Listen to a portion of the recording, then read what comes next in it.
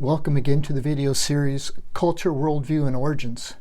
We're doing a topic that's critical thinking skills in science, which on the surface it sounds like that's what it should be. That's what we need to do. But yet in many institutions today, they're saying that they're lacking. They're lacking in critical thinking skills.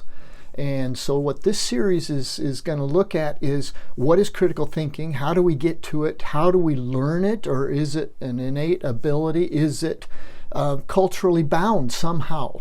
And that's what we're going to get into. This is introduction part number 2 of the video. We're Tim and Holly Nyquist, and if you'd like to contact us, we're at thn.academia@gmail.com, or we have a website which is cultureworldvieworigins.net, where all the videos are located.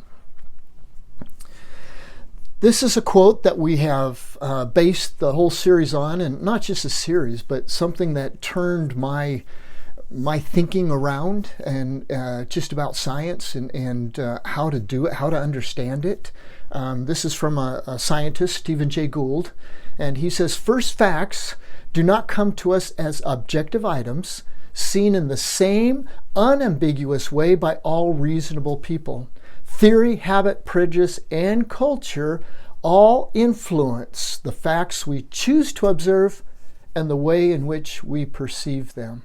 And that's the image here of the glasses, is that we're looking at the world, we're studying the world, but that perception is being filtered through our lenses, and our lenses then interpret for us what the world means or what that data signifies, and then we come to our conclusions.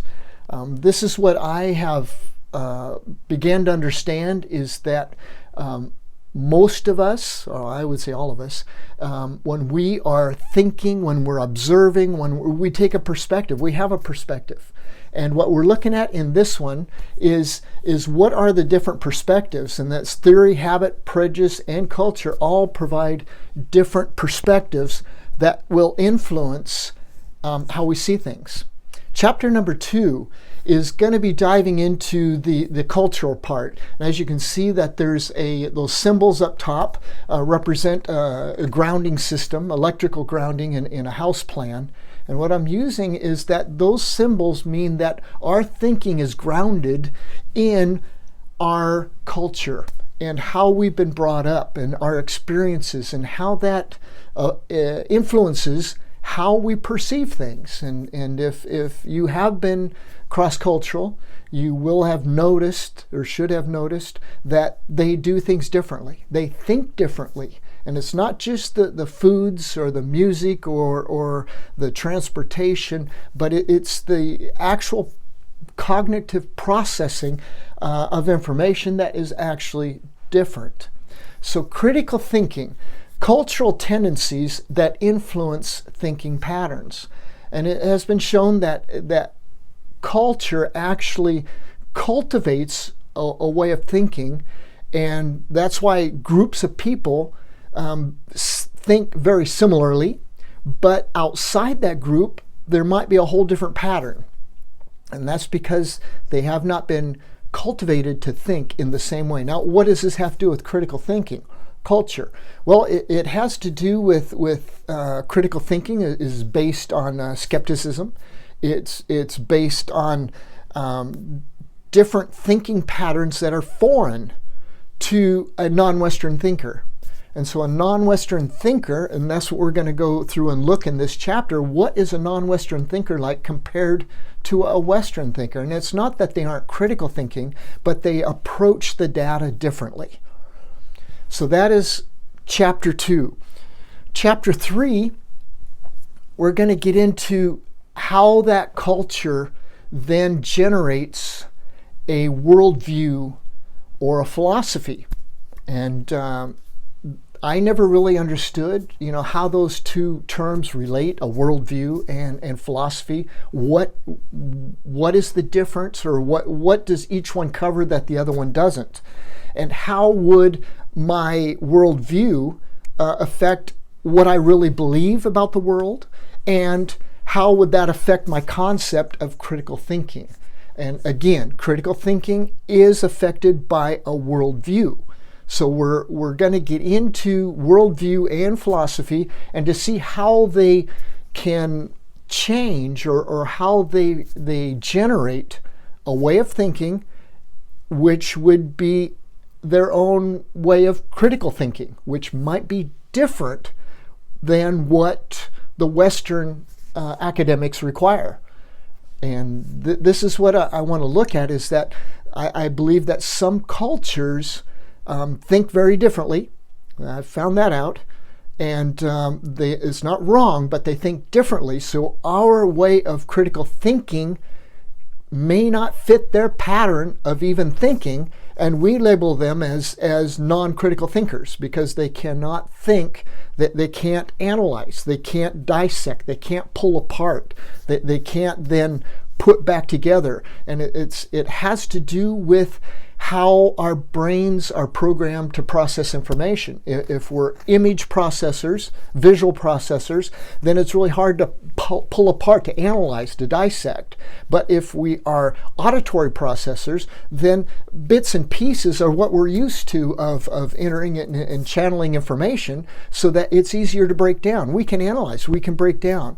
And so that is what we're going to be getting into, is how does a worldview and a philosophy affect critical thinking? Now this brings us to a house diagram that is a little complicated, but I've tried to put a visual up there of my own thinking of how these relate to each other. And so what we have is on the right hand side is philosophy, and it's four different let's say divisions in philosophy, which starts out at the bottom. Epistemology. Epistemology has to do with knowledge. How do we get to knowledge? So our first is epistemology, and this is in philosophy. Epistemology, and then metaphysics, we answer the questions: what is real? What do we do with God? What are the general science? Epistemology, then methods. And I've split epistemology up into two parts, because one, I believe I have to have my source of knowledge chosen before I can do my metaphysics about what is real, what is God, what is science, what is real. So that is what I believe, is that I start with epistemology, the source, then I go to my metaphysics to answer those questions, and then I go to epistemology again for the methods of applying the methods to my belief system to get to logic, and from logic I get to my values, the axiology. And how does that relate to worldview? Well, you've got worldview is actually three German concepts, and worldview is the middle one. The bottom one is called Weltbild, which is the life experiences, the culture, and what forms our patterns of thinking. And as you can see, philosophy does not have culture. But I start with culture on the bottom because I believe culture is a very influencing factor. And so that's why I go with culture at the bottom. And then up the sides, you've got Weltbild, which is our experiences. Weltanschauung, which is the world view. Then we view the world based on our world picture of our experiences. So Weltbild is world picture that's formed at this base, and then our Weltanschauung is our world view. We're viewing the world through that picture, and then Weltmodel is our models that we build that we feel corresponds to reality. So this is the house structure that we're going to follow to put the two components together, to correlate philosophy with worldview, and to see how they can relate.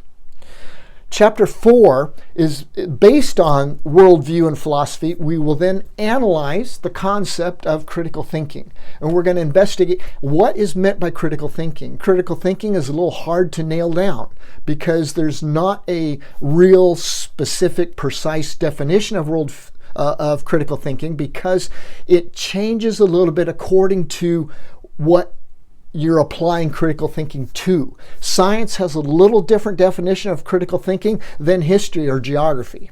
So it's kind of like, okay, what we're going to do is we're going to explore critical thinking, where it comes from, what are the components of it, and what must I possess as a culture or as a worldview to be able to think critically according to the different cultures, according to the different needs. That's chapter 4.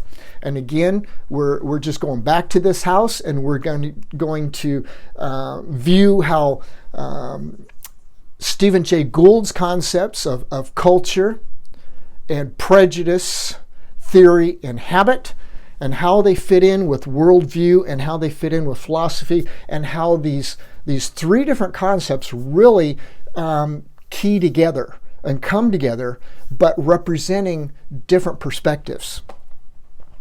Chapter 5, we will then explore the non-Western biblical view of man. Like, well, what does that have to do with critical thinking? Well, if I am assuming my worldview, which is, I claim to be a biblical worldview, and I am trying to understand that biblical worldview through a non-Western perspective, because that's the culture that it was communicated to, that wrote it down, and that has communicated it to the rest of the world, is starting with a non-Western culture. If I take my Western culture and look at the non-Western manuscripts, I can put a different twist to it. And so that's what I may not understand what the original authors intended. So we're going to look at is the non-Western biblical view of man. And what does that have to do? Well, it's man that does the critical thinking. Now, according to my concept, or your concept, the biblical man, where did he come from? And are his reasoning capacities trustworthy? So in the biblical view, it would ask, okay, do you believe in the fall of man? Do you believe in original sin? And do you believe that that had any effect upon man's capacity to reason? And therefore, should we trust in human reason as a source of reliable knowledge, or as the non-Western side would say, we trust in our external authority, which is God, and through his revelation to us. So what we're going to look at is, we will then explore the non-Western biblical view of man and how that can affect critical thinking, or the concept of critical thinking. Thanks again for joining me. We're still going over the introduction, just introducing you so that you have an idea of where we're going with this, and that you can be prepared. We're Tim and Holly Nyquist. Again, you can reach us at thn.academia@gmail.com, or you can go to our website and look at the videos and look at all the other videos that we have posted to with documents. And so it's cultureworldvieworigins.net. Thanks again for accompanying me, and I really hope that this journey is valuable for you. It's just going over what I have gone through. I want to share it with others to be able to understand what's going on in the world, and how do we handle the bombardment of information coming to us. Thanks again.